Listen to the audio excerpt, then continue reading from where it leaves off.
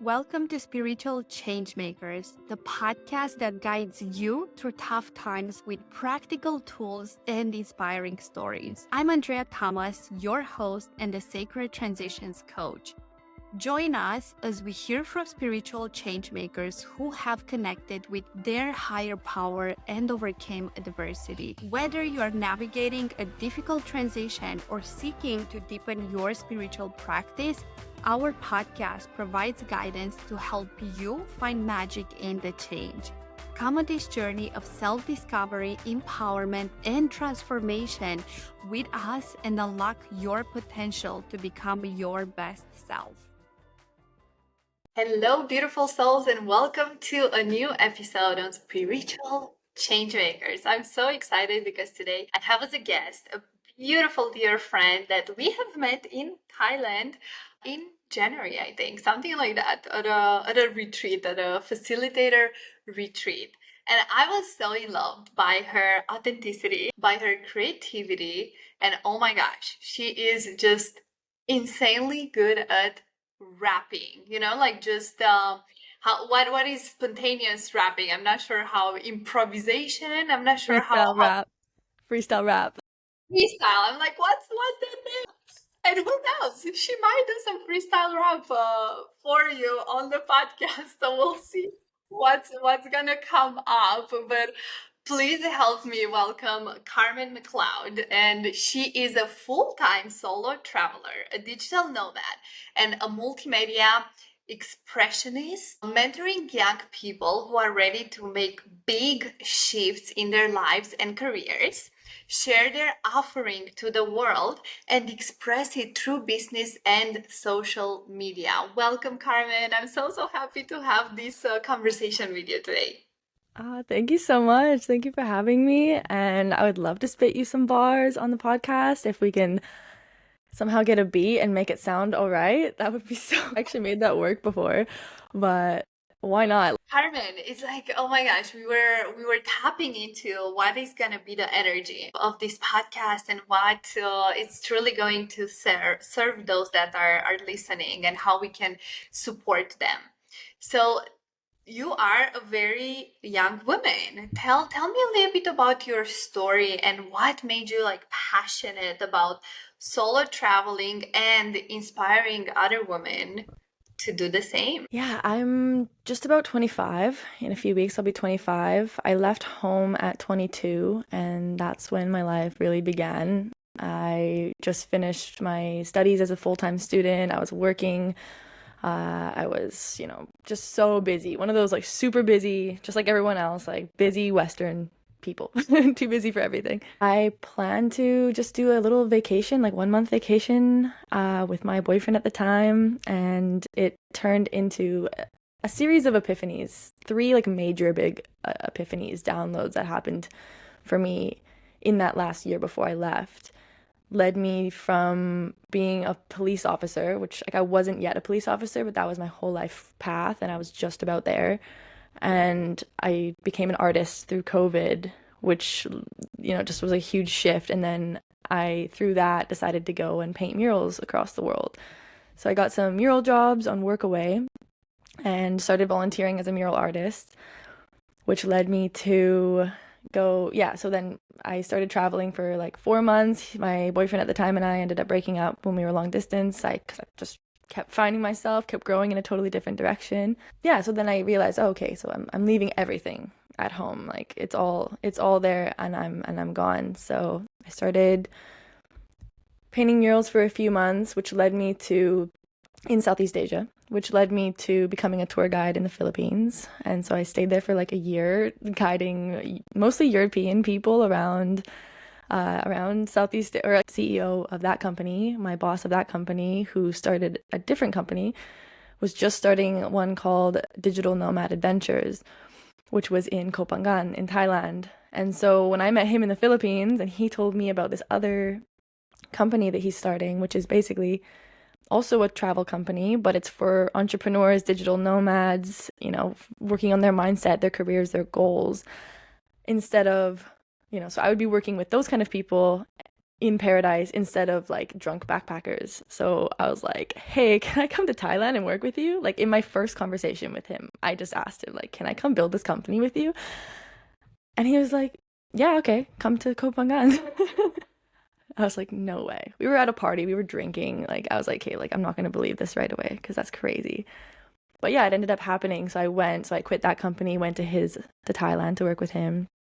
And that's when I stayed in Koh Phangan in Thailand for like 7 more months after that, and met you along the way. We went and did a retreat together with Kobe, and that was so beautiful. And became a musician in Thailand, like really opened up. I became, yeah, a freestyle rapper in Thailand and started my own coaching business, and became a digital nomad myself. So that's what I've been doing ever since then. So now I've been working online, which is definitely the way that I see my life going. As much as I'm changing my careers all the time and everything changes all the time, I do see myself always working online and working for myself because of the immense freedom, of course, right? You get it. Like working for yourself is one, there's so much freedom in that. And two, being able to work anywhere. Yeah, I've been coaching young women. It's evolved into me coaching young women who are ready to make the big leap, like leave their hometown, start a business, maybe start a podcast, start a social media presence. It's actually so similar. I love that you call yourself a sacred transitions coach because that is like that's a really good way of describing also what I'm doing. And I haven't called myself that. I'm still kind of coming up with what's the word, what kind of coach am I, right? Those labels, like we need to Yeah, put that label on it. exactly, exactly. And I know there's a lot of stigma around coaching, and Yeah. so I started calling myself like a social media mentor. And but then even just putting the social media there, it's like it's so much more than that, right? It's so much more And than it just social always media. is. It Yeah. always is. Yeah. So I love your title though of like the sacred transitions because I feel like that is very similar to what I'm doing, which is helping women go through these growing pains of kind of stepping out into this position of like, yeah, I'm a woman of the world. Like I'm ready to express myself and have an offering for people and, receive money for that offering because I know it's helping the world and it's a higher purpose and it's not about me actually. It's like there's actually something bigger here. So Yeah. And I that's what would I'm doing love to now. take it for us to what were the challenges that you experienced like when you started traveling? Because I know for me when I first started doing solo traveling as a woman in 2023, my gosh, like I had so many fears because what I knew is like from news, from my family, from friends that they haven't truly like travel the world, but they would just be like, the world is dangerous, so be careful. And I noticed myself like before I left from Italy from my mom's place, and my mom like just put this whole fear onto me that, oh my God, it's so dangerous. You have to be careful. So I really had to work to overcome the fear of safety. And I'm curious, what were some of your challenges when you started traveling? The most challenging part of traveling and of one of the most challenging parts of my life was just the first 2 days of traveling. The first 48 hours was so dark and scary and sad and lonely that I regretted everything. As soon as I left my boyfriend at the time, because we had spent that first month together in Thailand, and then I flew to Cambodia, and he went back to Canada. And so as soon as we left each other, it was one, now we're not seeing each other for a year where we were planning to be long distance. I knew I wasn't going to see my mom or my family. Like it was official. I was alone for the first time. And I had been living with my parents my whole life. I had never ever had like an actual independence going on yet. And there I was just alone in a country and immediately like feeling super unsafe, getting ripped off by people and trying to make my way down the country after arriving, sleep deprived and just feeling like I'm going to be ripped off. People are going to steal my money. Like just feeling so unsafe and scared and just like crying the whole 2 days, just ridiculous amounts. And yeah, it was really sad. And then I got to my first workaway mural job, and that's when everything changed. Like as soon as I got to that island, I immediately I went to sleep in this random hammock in this little like shack that I was staying in. I was staying in this little fishing village, like no tourists around. I'm just sleeping in this hammock. And then all of a sudden I wake up and there's this girl beside me, and it was her hammock actually, and she was another workaway volunteer. She was just about to leave, but her and I ended up making this connection, like such a powerful soul connection that she really pulled me out of the dirt. And she was going through a very similar thing, and I pulled her out too, and we just like divinely connected and spent the next month together, working together through Workaway. And it was so powerful to experience a friendship and like a sisterhood like that. And that was just the start to meeting all kinds of soul connections on the travels. Like it's so different than the kind of friendships that you would ever have in your hometown. It's just so different. And so she saved me from that time. And of course, there's always hard times. I think every time you get to a new country, the whole like flying process, the whole travel process, and there's always something really shit that happens. There's always something, and it's hard, and it's like a big transition. But that is where the diamonds are really. Where like those are the hardest points. But then it's like I already know that once I get through this part, it's like bliss after that, you know. So, what would you tell to a young girl that she maybe is thinking, she's considering, okay, I really have this desire of wanting to start traveling the world solo. How can she start tapping into that power to know that I am safe, I am powerful, I can protect myself, and the world actually it's amazing. Yeah, I mean, when it comes to the safety of the world, and I know that a lot of people think that the world is unsafe, and for sure, it depends how you look at it. Of course, there's danger everywhere, and there's beauty everywhere, and there's just as much danger in my home. There's just as much danger in Vancouver, or like as there is in any other city. Basically, every city has danger, every place that you go. It's like so you just learn that street smartness about you, and then the more you travel, the more you realize actually like that everywhere is relatively the same. I felt unsafe a few times, but it's not that often. But so that's just addressing that part of it. But really, if I was just speaking to a young woman who is kind of ready to make that transition but doesn't know where to start, I would probably just tell her that you don't even need to know how this is going to happen. Like, you probably don't have enough money, you probably don't have enough time, and you're probably scared. Like, money, time, and fear are the biggest reasons for why people don't do what they want. And it's why they don't invest in themselves. Like, that's why they won't invest in having a coach. That's why they won't invest in going solo traveling. And I think it's why it's the reason for everything that they will postpone doing. And there's always an answer to all of it. It's actually all in our control. And I'm speaking for the Western people, right, who have actually all the same access to, we all have the same access to money. Like all of us in Canada, really, we do. We're in a privileged country. And so it's different. Like I can't say for the entire world, we all have access to the same money. It's not like that. There's certain countries that just don't, or like certain people in certain countries, but especially for the people. So when I'm talking to the people of, the West, when I generalize it as the West, it's like whether you grew up poor and you learned poor money habits from your parents, or you grew up rich and learned different habits from your parents, or whatever, anything in between, it's like you still have the ability to change your money habits, the way that you see money. When you start to see money as a give and take, a flow, like when you're living from a state of generosity, then you're always going to receive. And when you're able to receive, like when you understand the energetics of that. So, that's part of the money thing. The time, it's like time is more simple. It's like everybody has 24 hours in a day. We all have the same amount of time. And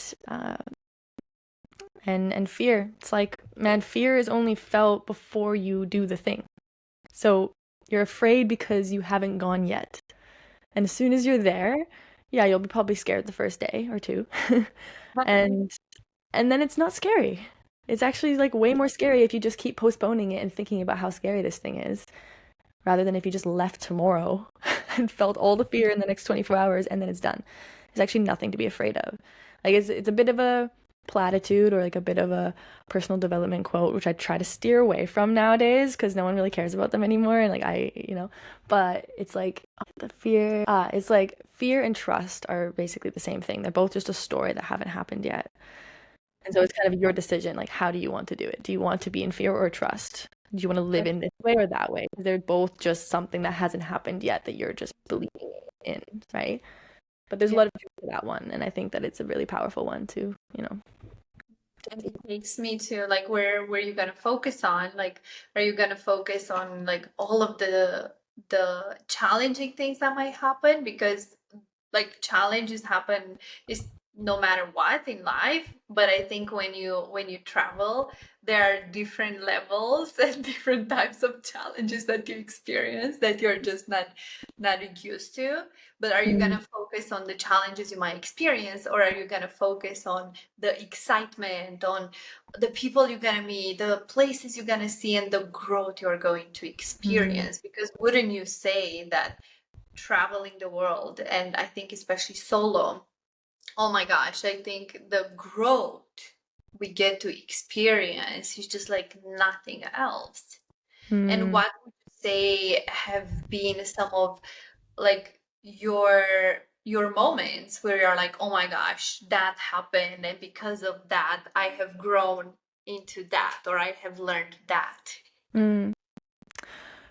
Yeah, I'll answer you that. And I also just something came to my mind that recently my mom said this to me, and what you just said brought me back to that, which is that when you're living in a higher purpose, and for me, like when you go traveling, you really can find what your higher purpose is. And when you're living in a state of higher purpose, you still have problems or challenges, and you still have that, but you actually have like big world problems. You actually have big things on your plate now, rather than small problems, little me, selfish, like silly little problems that there's so many of them.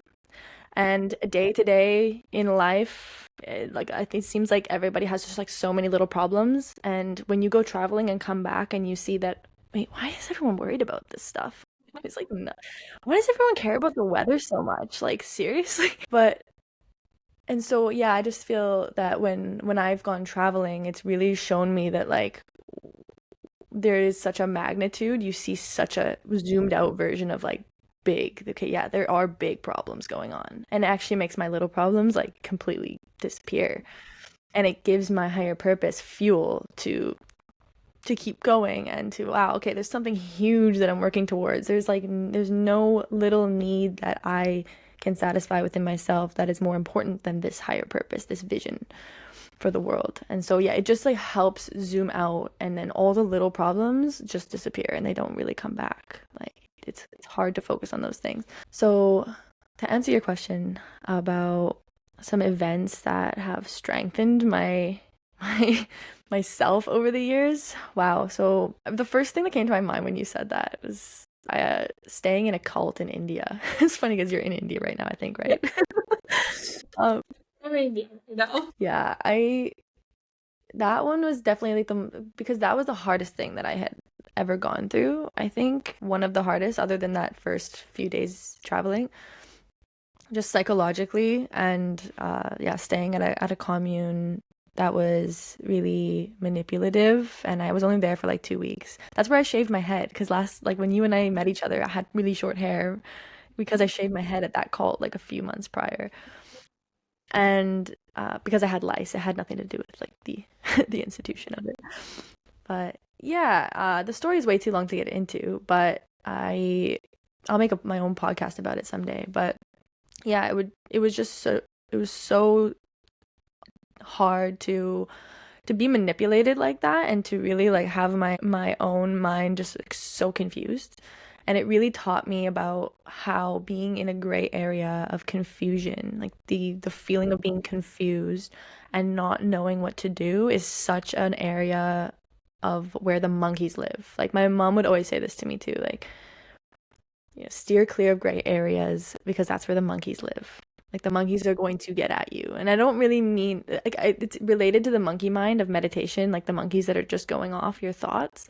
But it's also not just those thoughts that are always going, that we always have that. It's also just like the monkeys, when I think about it, it's like the evil forces that are there to attack you. It's that money, time, fear. Those are all monkeys like kind of getting at you.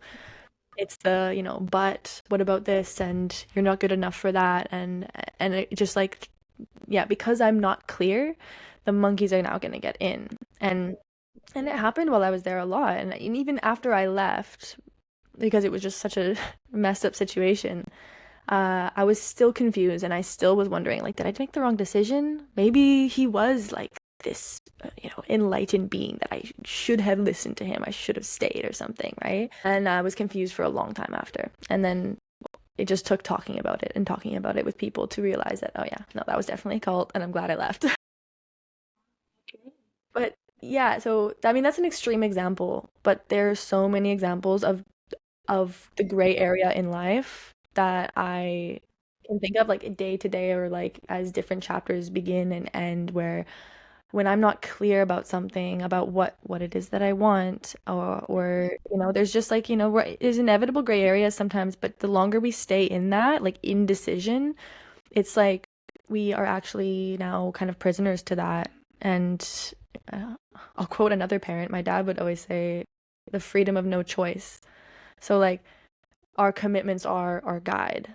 There's actually more freedom when we have commitment. When we are committed to something, when I'm committed to a higher purpose, for example, when I'm committed to something as day to day, like a schedule, if I'm committed to that, I don't need to have this gray area of, oh my gosh, I'm so overwhelmed. I have so much to do, so much, I don't know what to do with my time right now because there's all these projects, there's all this to-do list. But if I have it in my schedule, like this is what I'm working on from this hour to this hour, then there's a freedom of no choice. I already know what I'm doing.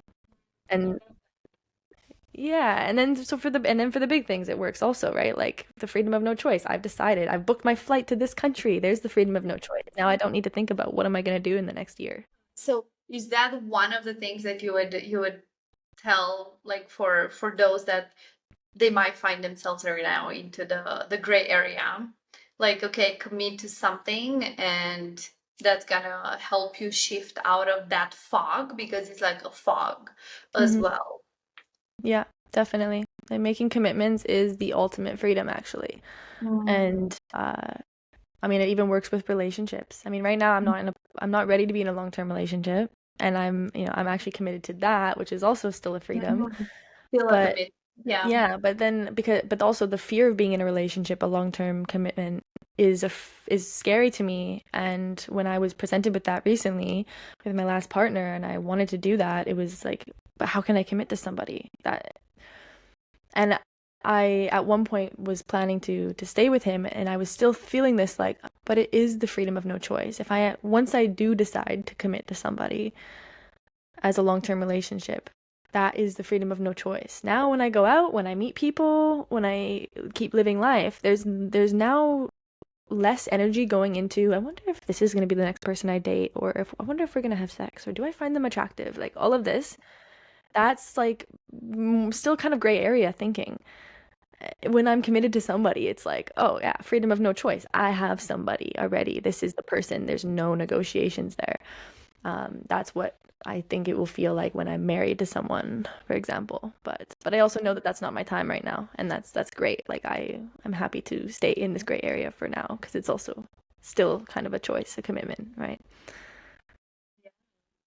Beautiful. And going back to what would you say helped you, even like when you were in India, helped you to get to that point of making a decision and living? It's hard to know. It was so much going on. And I also had a friend there. He and I were like kind of luckily like I had, yeah, a male friend there, so it was like really I felt like way safer. That's also why I kind of felt like throughout that process, I felt kind of more easily able to like push boundaries and be like, "Ah, I'm curious about this. Like maybe I'll entertain this for a minute and like see what happens, right?" Because I felt like I also had like some protection there.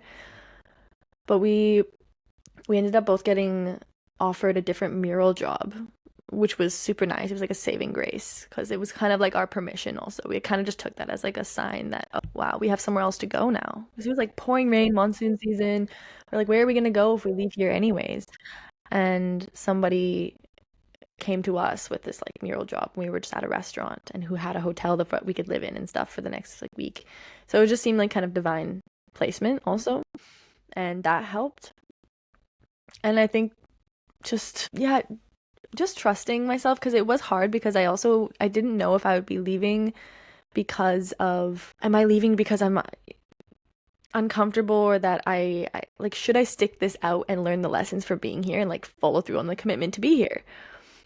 And when do I balance that between that and leaving now because I'm miserable here and this is clearly kind of a messed up situation.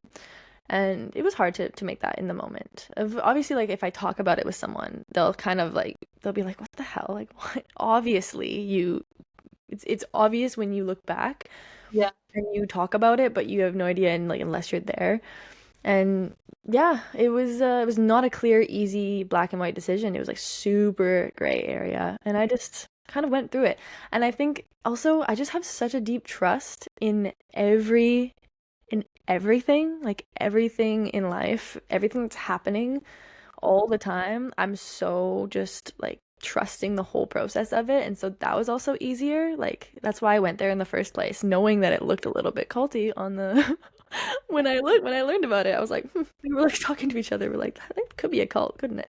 Like, let's see. Like, what else are we gonna do? It's raining. And I'm so happy you brought that up, trust, because I would say I'm a little bit in a gray area right now. And what I'm learning right now in this process, being in India, which, oh my gosh, it's so far the most uncomfortable place I've been in. And so much growth is happening. And I'm taking back, like going through my processes, my journaling, and the inner work is like to constantly go to this trust first and foremost in yourself, like fully trust yourself, then trust life, God, divine source, whatever it is that you want to name it as, and then like trust in people. But I would say that's the last thing, because a pattern, for example, that I have seen from being like a people pleaser recovery, constantly saying yes, the good girl, and so on. What I have noticed is this pattern of constantly trusting others more than me, trusting that they know better than me. They know the answer. Let me check in with somebody because they know better. And I feel like life gives us these opportunities. Like, are you ready to trust yourself? Are you ready to trust yourself and then trust in life, trust in divine that it is happening for you and through you? Yeah, definitely. And I find it very easy to trust people. I find it so easy to trust people because I can trust myself and the flow of life. And I also feel that there's not a lot of people that in my field now, like I really don't get presented with very many people who are not trustworthy.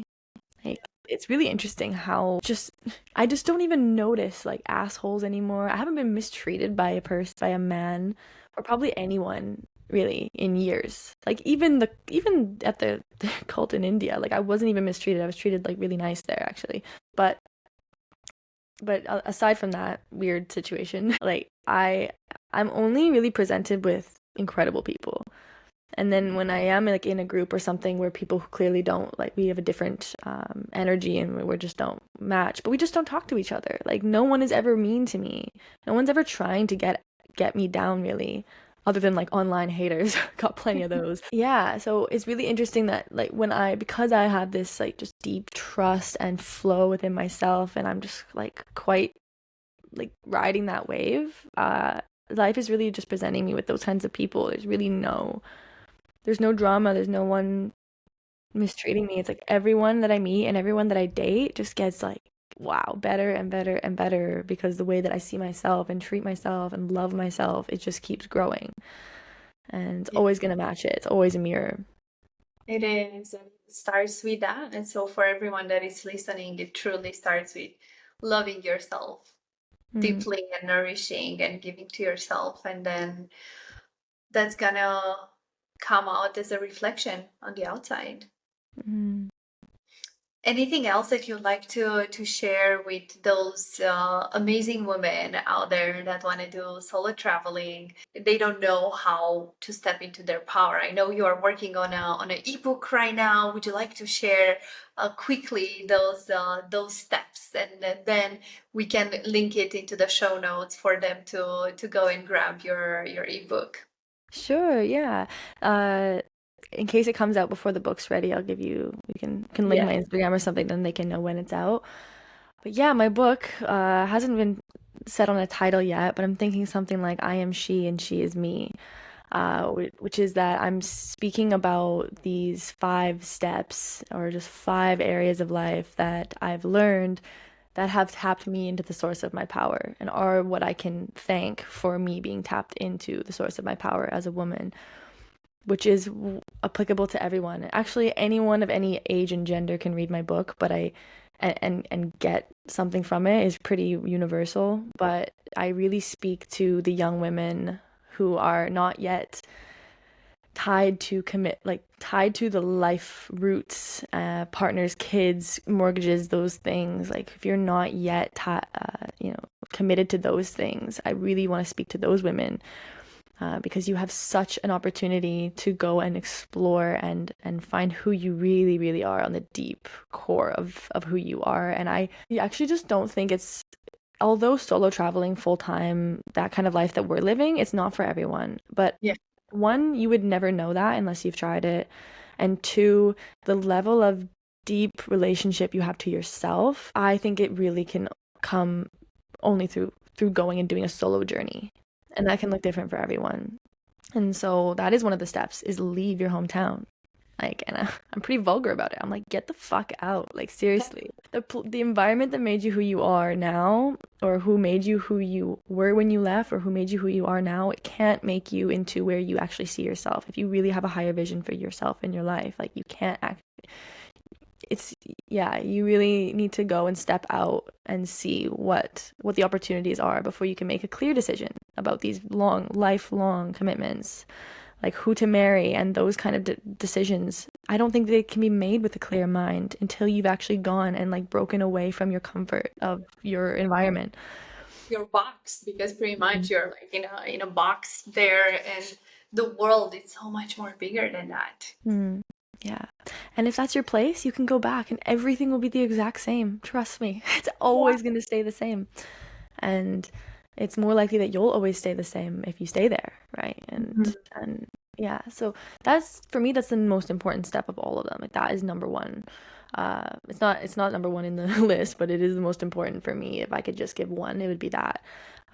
Because the rest of them will actually be found within that one step. If you go do a solo journey, you're gonna, you can read all the books in the world of wisdom from other people, or you can go leave your hometown, go do a solo journey and learn the wisdom yourself and literally get it firsthand. But some of the other steps are, one of them is around clarity, getting clear about what you want, and it's also relating to that gray area and being clear, making commitments, and how that actually frees you, and that is the freedom of no choice. Another one would be invest in yourself, invest in mentorship, invest time into going to a women's circle, going to ecstatic dance, whatever it is, like investing time and money into experiences and spending time with people and learning from people who have what you want. When somebody has what you want, invest some money or whatever into learning from them. And that is really, like, I've invested thousands of dollars, and I'm sure you have too, into personal development. That's where most of my money has gone. And it's all been worth it. It's all made me who I am now. And that's when I also talk about the time, money, fear. Like, those are the reasons you're not going to invest in yourself, or the reason you haven't invested in yourself is because of those 3 reasons. And so I break down those time, money, and fear, and I do my best to walk each person through it. But more so just speaking about it in my own terms. Like, I'm kind of just going through my own processes with these things, my own process with getting clear, my own process with investing in myself. because I'm trying to steer clear from telling everybody what they should do, like you should do this, you should do that, do what I've done because it's gonna work. Instead, I'm just speaking about what I've done and what's worked and what I've seen work for other people, right? And I feel like that's a same message, just different delivery, without it being so like preachy, like every personal development kind of book. And then so the next one would be relationships and responsibility. And they relate because for me, taking responsibility is another one of those like key top 3 probably things that I would speak to a young woman or to anyone about, is like what also gives me this freedom and this trust and this just flow and like amazing life that I have is because I take responsibility for everything that's ever happened to me, even the traumas. Like taking responsibility for every single thing in life means that I'm not a victim. I'm the creator of the movie. I'm the controller of the video game. It's like all my responsibility. So I'm never blaming anything outside of myself for my circumstances and the way that I feel. And that is the most powerful feeling in the world. And it's sexy. Like, like look, when you meet a woman who's like standing in response, like she's taking full responsibility for her life, it's like that's like a sexy like radiance that she'll have. And uh yeah, and so I talk about relationships in that, right? Like responsibility saves relationships. When I'm 100% responsible for the success of my relationships, then there's no more like 50-50. There's no more pointing fingers at each other. It's also my responsibility to be clear about what I want in a relationship. I talk about short-term relationships and how that's the world that I've been exploring, and it's been super powerful for me to be exploring relationships that have an end date, that there's such a deepness, and there's not a lot of rules to it. You can fall in love, you can have sex, you can go all in, or you can just be great friends or whatever, but there's an end date to it, and you learn something from each other in that process. And then I think that was 4, and then 5 would be one of them, also one of the most important, which is higher purpose, and how it relates to self-esteem. So, of course, self-esteem is a huge thing for women, right? Like, I've met way more women with low self-esteem than I've met women with high self-esteem. And what is the answer to that? I've been kind of like, I don't know how to find, like, I don't know actually what it is that gives someone high self-esteem or low. It can't just be about what they look like, because there's so many beautiful women, like stereotypically beautiful women who think they're ugly. And I have really learned by witnessing powerful women and actually stepping into it myself, which is that higher purpose breeds high self-esteem. Like I can't have low self-esteem if I'm focused on my higher purpose, or like a higher purpose that's not, I wouldn't even call it my higher purpose. It's just like higher purpose, period. When there's something that I'm working towards, there's a higher purpose, there's a generosity, like I'm giving all of myself to this thing. Uh, that is so important that my little needs, again, like we're talking about the little needs and the little problems and the big problems, like those little problems are gone. Those little insecurities, like the fat on my belly that's supposed to be there so that I can make babies, is now gone. Like just the little insignificant things that we women tend to focus on, they disappear because you're just like, wow, actually I'm zoomed out so far that I can't see those things. I can't see that in the mirror anymore. I see in the mirror somebody who's changing the world. And like that's so much bigger than the way that I look today. And so that for me has become that's what I believe is the cure to low self-esteem. And like a woman in high self-esteem is now going to have powerful relationships. She's going to have a higher purpose. She's going to have the career that she wants. She's going to like high self-esteem kind of breeds a lot of those things. You get more opportunities when you have high self-esteem. Like, a confident woman will get so much more out of life from other people, right? So, but it's all about the generosity. It's like, it's not actually about me. None of this is about me as much as I'm the main character of my movie. It's like not about me at all. It's like, how can I just be as generous as I can? Because I know I'm taken care of already. Like, I don't need to worry about myself that much anymore. I love that, and I love how you are able to frame it and present it.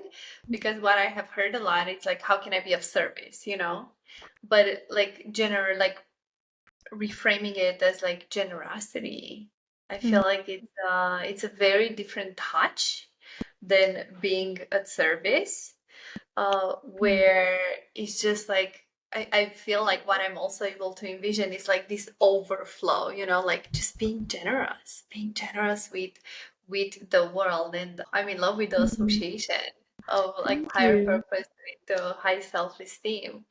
So Mm, beautiful. And you are, such a wise soul. And I can definitely attest to the fact that traveling, it just makes you, I remember like having weeks where I felt like like 10 years have passed, like so many things happening in yeah. short like periods of time, that it's like, oh my God, where is my life, what's going on? And um would you attest the fact that you're so wise and you're holding so much power within yourself, also to the fact that you have exposed yourself to the world, so you become the world. Mm, I love how you said that. Becoming the world. Yes. I'd say there's two main factors that I can attribute. First off, like so up my whole life up until I left, I can attribute it to my powerful mother. Like she's taught me so much and she's just like she's so tapped into her power. And so to be raised very consciously by her really set me up for with this foundation I needed. And then at 22, I left and she, released me into the world to put all of that wisdom to practice. So I believed everything she told me, right? Everything she said was true, but I never practiced it myself. I was just like, in this container of like, I can't grow here. And then I go out in the world and I practiced every relationship skill she taught me. I practiced like all the trust that she raised me with, this relationship to God and my higher self, like that I've always had. I actually really needed to practice that trust out there. So all of what she taught me, I got to practice. And so I'm really lucky that I was blessed with her guidance, because it's like I didn't have to unlearn so much while I was out there. I just kind of got to like just go and practice all the things and oh yeah, okay, this works, this all works. And so yeah, so but you don't have like I know that a lot of people don't have that story. Like a lot of parents didn't do the best job in like setting their kids up with like the right mindset. Like there's a lot because they just with the tools that they have, right? But that's so not again, it's like the responsibility piece. It's like no matter how you were raised, no matter what it is, like it may have an effect on what age you are or like how fast you're able to just excel and go, because you may have to go through some of that like deep unlearning work, but it's your responsibility to do that, right? It's all of our responsibilities to do that. And everyone's got trauma, everyone's got shit, and problems with their parents and stuff. And it's like, yeah, it is our responsibility to end that so that we can raise our kids, hopefully, in a conscious way so that they're just skyrocketing even earlier than we were, right? Yeah, and that I feel that that's coming, with future generations, because we are like I would say the world is so much more aware, and this like personal growth, development, healing your traumas and so on, at least in our world, it's like such a normal thing. It's like, what, you're not working on yourself? Yeah. Oh, definitely. Yeah, Yeah. and there's also like, I mean, that's where also I find like the divine balance between like, okay, yes, there's this personal development side of me that's like goals, vision, like getting up early, getting shit done, and like having that discipline. And then there's also like that's from the masculine side of life that we need. And then but and then the spiritual side, the feminine side, like let me just sit on this rock and stare at the ocean all day one of these days, like, or like and having that meditation practice and moving my body and like understanding my cycle also and just like flowing with nature and these kind of things like is so important. Both are so important, and I've definitely there's always a flow in, and sometimes I'm way more in my masculine, sometimes I'm way more in my feminine, and to have a balance with that has been so powerful. And like one way that I was able to balance that is I'm always, because I've been more so interested in spirituality and personal development my whole life, just reading like a personal development book, which I don't really do anymore because I'm kind of over them. Like they're all Yeah. kind of the same. At some point, they're all of the same thing. Yeah, saying the same I'm thing. kind of over that now, but like for a long time, like throughout my early 20s, it was like personal development book, spiritual book. Like I would read, like read a Dale Carnegie, like Seven Habits of Highly Effective People, and then read like The Power of Now. Like, and then I'd read another, personal development and then a spiritual, like, and it would literally balance my masculine and feminine because I was implementing the books. Like I was actually doing what the books told me to do. And like I find that a lot of people kind of shit on personal development and say like, oh, it's just a bunch of rich old men like that just say the same thing, and then what, oh, if personal development worked, then why is everyone still struggling? It's like it's up to us to implement what they're saying. They're saying the true things. Like it is true. You need to implement it. It's up to you. It's the responsibility piece, right? It's not them. Yeah, and it goes to, I feel like, to the gap that I have been through myself so much, the gap from information to application, information to practical.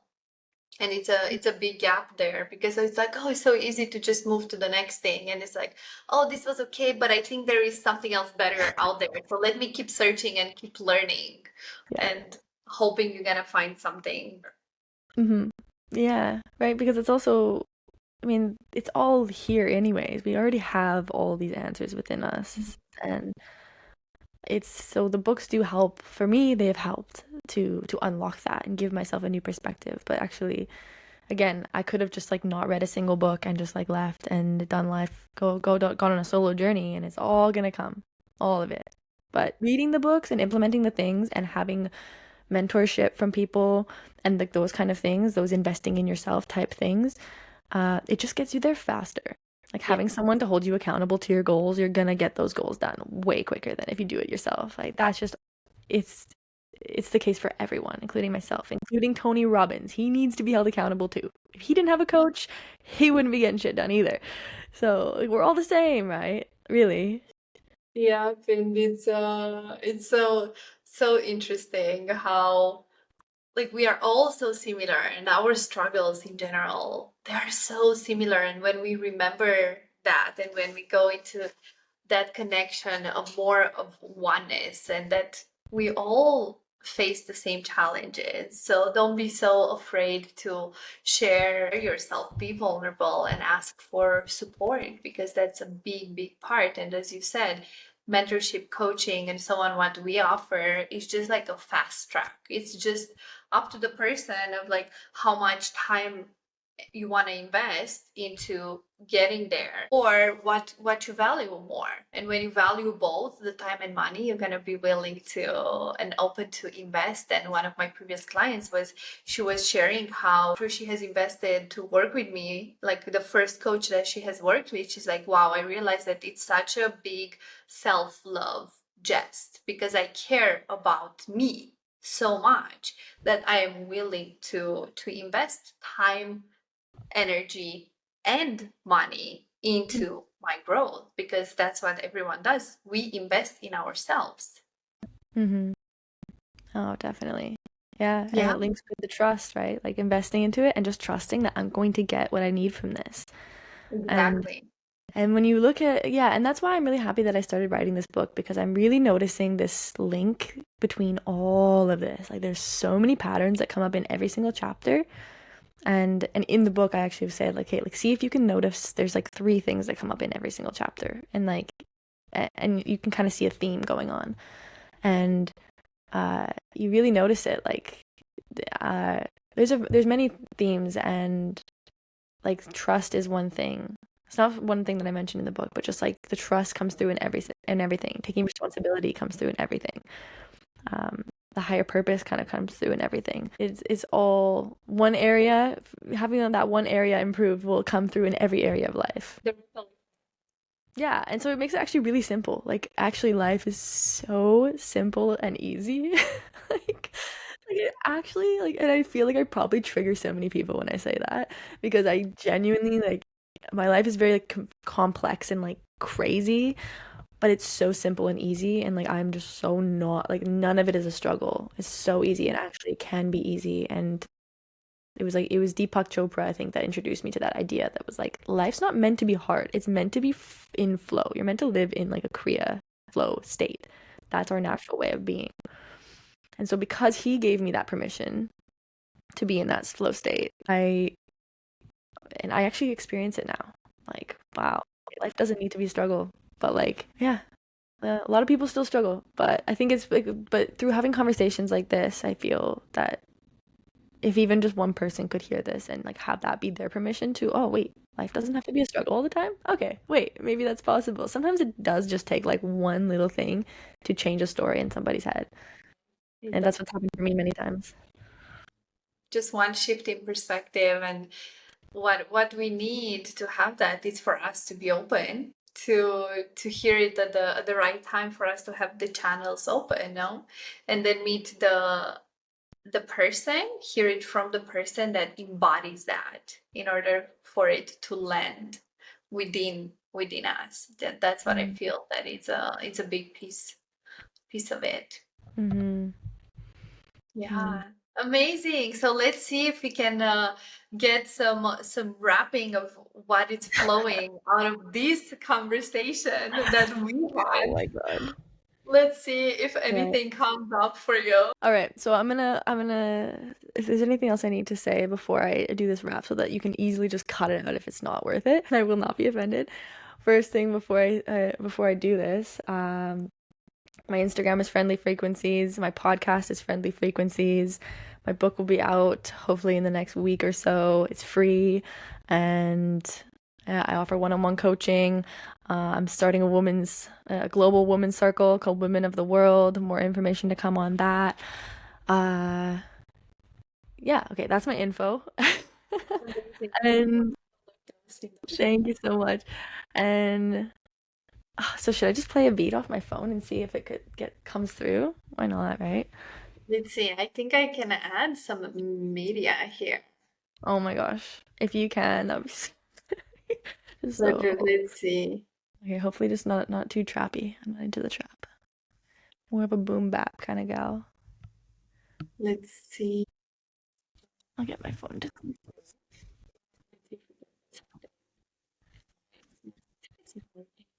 I haven't done it, so.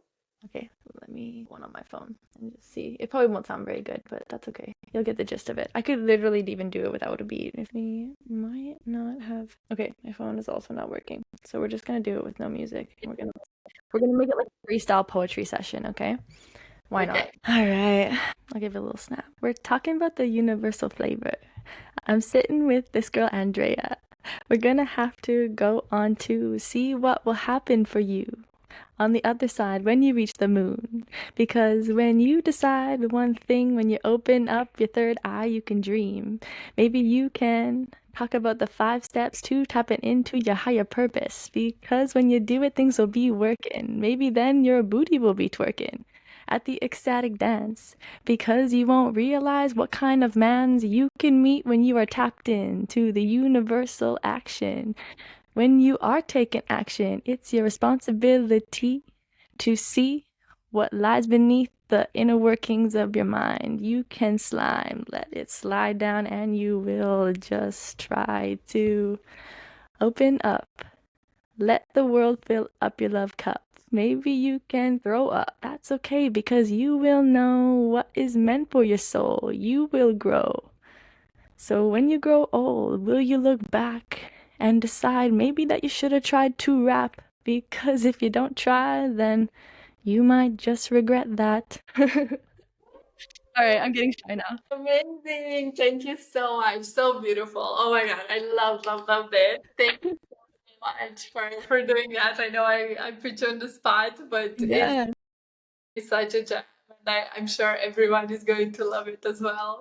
Thank you for being brave, for being courageous, for sharing your heart, for sharing your story with all of us here. And I'm sure it's going to inspire so many people out there to live with more courage, more authenticity, and be brave, as you have just been here right now. So thank you for coming on.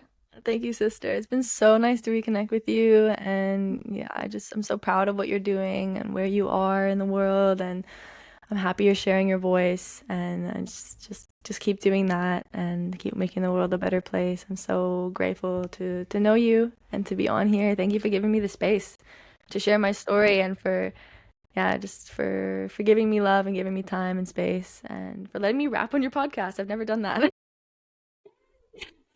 Oh my gosh.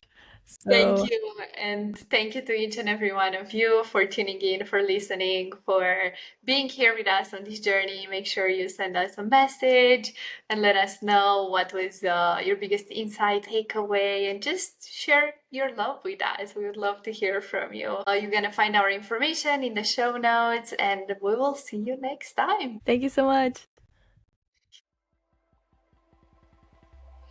Thanks for tuning in to Spiritual Changemakers podcast. To stay connected and help us reach more people like you, please subscribe, follow, and leave a comment. Join our community of spiritual changemakers on social media to connect with like-minded individuals and continue the conversation. Remember, the power to create positive change is within you. Keep showing up as your best self, and let's keep the magic of change alive. Until next time.